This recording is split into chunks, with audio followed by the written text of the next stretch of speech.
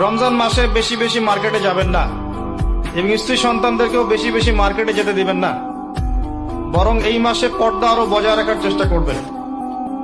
রাস্তার মোড়ে মোড়ে যে হোটেলগুলো থাকে, ঘোমটা হোটেল, এই হোটেলের মালিকদের প্রতি নসিহত থাকবে যে আল্লাহকে ভয় করেন, হোটেলের বাইরে লিখে দিবেন মুসলিমদের জন্য খাওয়া আমার হোটেলে জায়েজ নাই।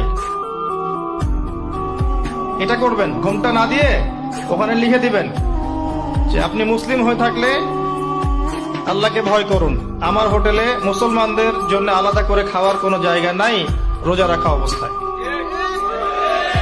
সেলুনে আছেন যারা, সেলুনে লিখে দিবেন রমজান মাসে আমি দাড়ি কাটি না, কমপক্ষে লিখে দিবেন যে আমার দোকানে দাড়ি শেভ করা হয় না। রমজান মাসে আল্লাহ ওয়ালা হয়ে যান, লাআল্লাকুম তাত্তাকুন, তাকওয়া অবলম্বন করতে হবে। কিছু টিপস বলে দিলাম। সবচেয়ে বড় কথা হচ্ছে মানসিক প্রস্তুতি। রমজান আসতে যাচ্ছে, একটা মানসিক প্রিপারেশন।